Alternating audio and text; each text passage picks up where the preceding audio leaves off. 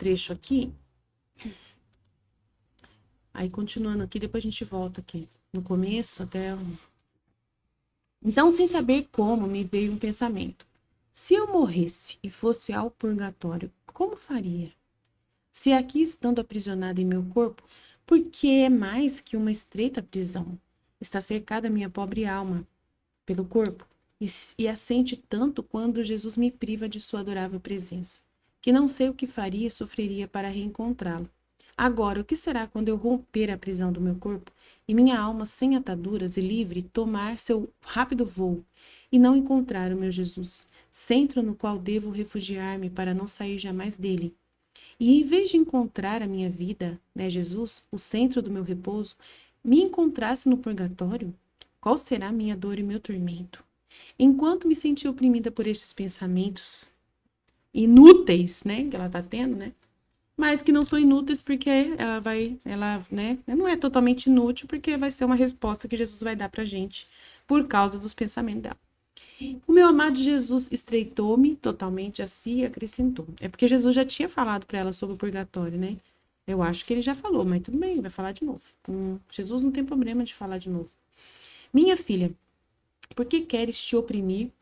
Não sabes que quem vive em minha vontade tem um vínculo de união com o céu, com o sol, com o mar, com o vento, com toda a criação? Seus atos estão fundidos em todas as coisas criadas, porque minha vontade, como coisas suas, as pôs todas em comum, de maneira que toda a criação sente a vida desta criatura. E se pudesse ir ao purgatório, todas se sentiriam ofendidas e o universo inteiro se rebelaria e não a deixariam ir sozinha ao purgatório. O céu, o sol, o vento, o mar, todos seguiriam, tirando-se de seus postos e ofendidos diriam ao seu Criador: é vossa e nossa. A vida que anima a todos nós anima ela. Como é que vai para o purgatório?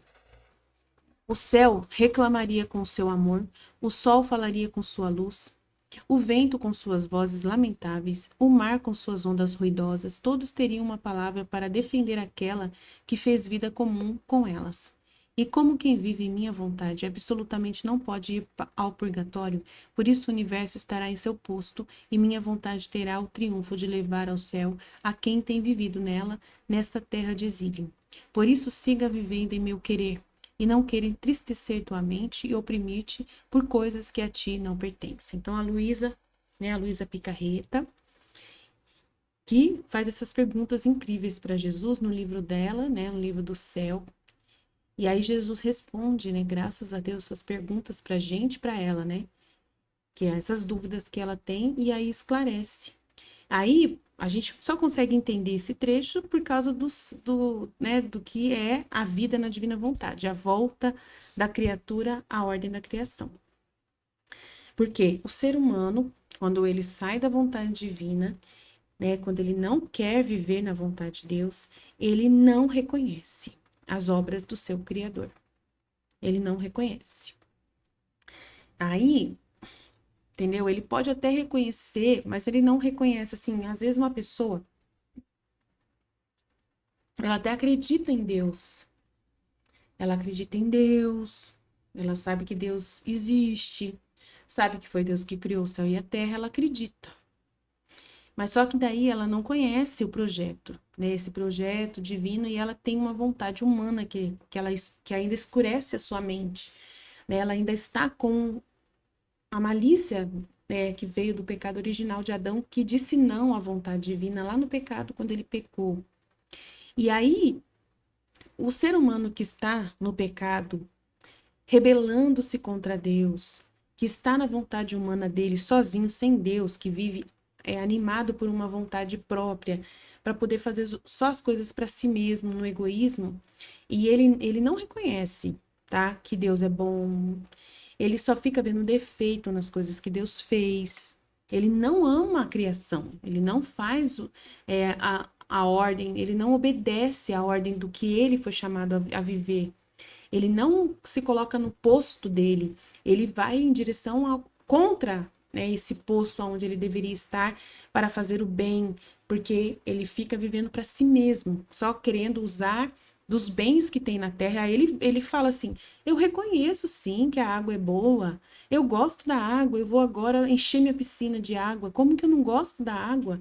Olha como eu tenho uma piscina maravilhosa, eu vou encher minha piscina de água. Como eu amo a água. Mas essa pessoa, ela enche a piscina, chama um monte de gente e começa a fazer o maior bagunça na casa dele, muita cerveja, droga, né? Homossexualidade ali, bissexualidade, pessoas, né, nuas ali naquele lugar, sim, um ambiente de promiscuidade. Mas ele tá usando a água e ele fala assim: obrigado, Deus, pela água. E ele fala que acredita em Deus. Mas ele tá pecando. Ele está fazendo toda uma desordem, toda uma fora de ordem, sexualidade fora do casamento, tudo fora da lei de Deus, tudo desordenado, né? Se drogando, coisas que não é da vontade de Deus, né? Que Deus não aceita. Então ele pode até falar que ele reconhece, que ele ama aquela água que está na piscina, mas ele está roubando aquela água. Ele não é dono daquela água. É Deus que fez aquela água para ele poder entrar nessa água, mas usar desse banho, desse prazer, né, desse lazer, ele teria que fazer isso em ordem. Teria que ser para a família dele, todo mundo certinho, andando na lei de Deus, fazendo tudo certo, um ambiente ordenado, um ambiente, né, onde não tem bebidas alcoólicas, não tem drogas, não tem essa promiscuidade de pecados, essa falta de essa desorientação sexual das pessoas, essa desordem sexual. Então, aí era para poder fazer tudo certo. O ser humano tinha, né, tinha que estar para a família dele, ele com a esposa dele, bem vestidos, com uma roupa né, bem composta, de lazer. As crianças também com roupas bem compostas, cada um se divertindo. Aí podia chamar o casal, né, o cunhado com a irmã, vem, traz os seus filhos, aí ser um passeio, ser um piquenique ao redor da piscina, tudo ordenado, tudo lindo. Aí Deus iria ficar muito feliz.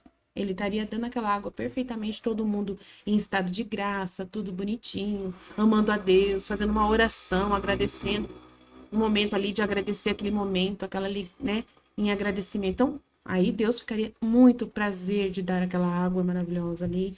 Ele ia até fazer o sol ficar mais bonito nesse dia, ser um dia mais agradável para poder todo mundo ser feliz. Mas Deus não tem alegria quando vê o homem roubando os bens dele e fazendo daquilo.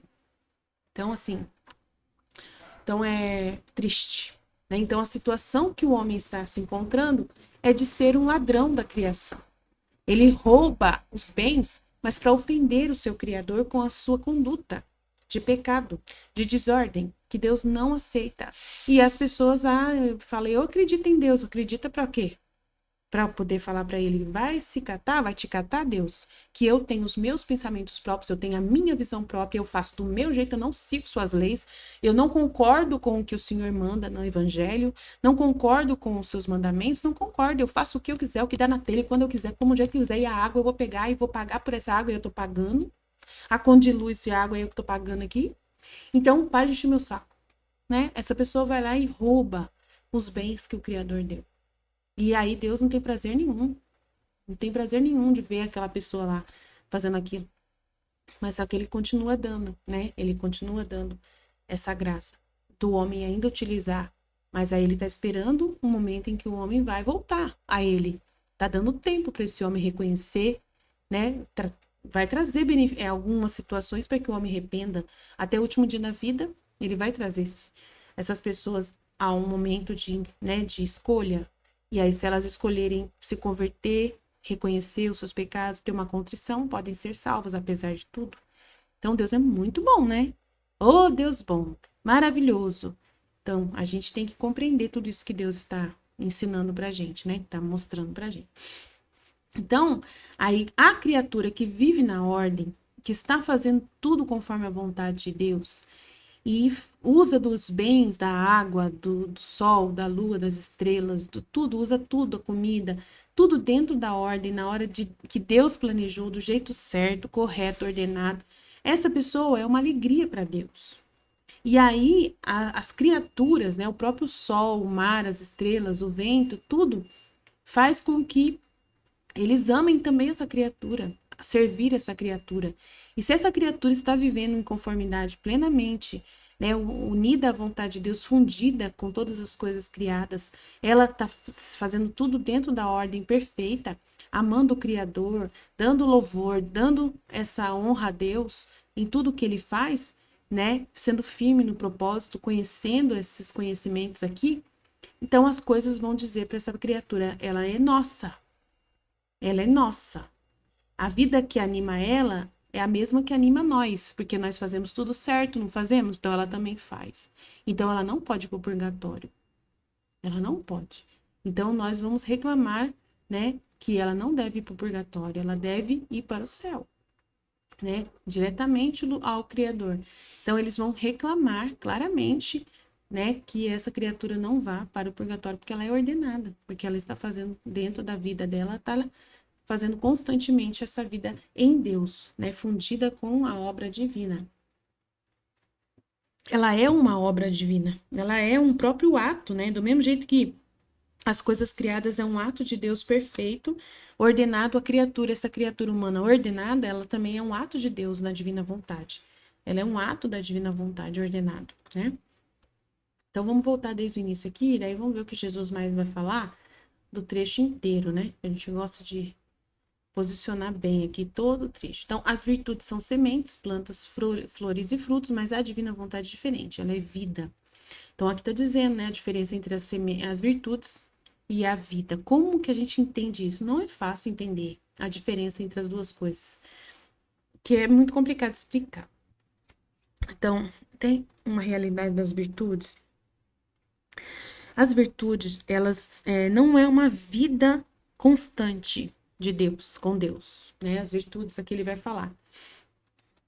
As virtudes, elas não são uma vida constante de Deus.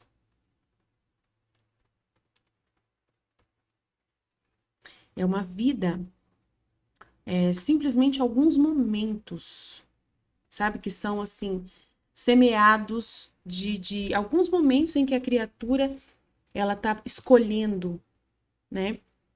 Ou alguma virtude que ela escolhe. Não é sempre que ela escolhe fazer o bem plenamente, ou ela não vê o bem em tudo. Ela não vê o bem naquilo que ela faz. Porque, assim, a criatura, para poder viver na divina vontade, ela tem que ter um conhecimento, né? Ela tem que reconhecer essa divina vontade. Ela tem que reconhecer o que é a divina vontade. Então, para ela viver a vida na divina vontade sem reconhecer, não dá. Tem que reconhecer essa vida na divina vontade. Então, a Luísa recebeu de Jesus esses 36 volumes que são complexos, são muitos conteúdos para explicar tudo, né? O que é a vontade divina e o que significa essa vida na vontade divina. Então, vamos tentar entender, mas é complicado explicar rápido. Não sei se eu vou conseguir, mas eu vou tentar. Então, a vida na divina vontade é você entender o para quê que Deus coloca em todos os acontecimentos ao redor de você. Mas como que eu vou fazer isso? É impossível, meu Deus, não dá. De jeito nenhum, como que eu vou reconhecer tudo que é de Deus em todas as coisas que me acontecem? Bem, você já tem que acreditar, né, que todas as coisas que te acontecem, tudo tem a mão de Deus. Deus está no controle de tudo, tanto bem quanto não tão bom, né?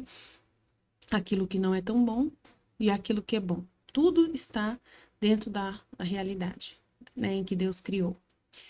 E em direção a você, né, na criação e na redenção. A gente tem que entender os dois momentos que a gente já viveu na história, né?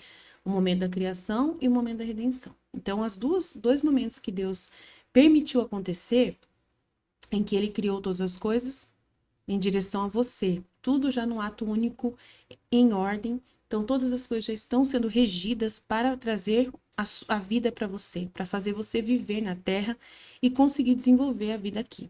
Então, tudo facilita, tudo que Deus puder fazer para facilitar a sua vida, para você continuar vivo, respirando, se movimentando e fazendo as coisas, ele vai fazer. Da parte dele, ele não tem interesse de prejudicar a sua vida de jeito nenhum.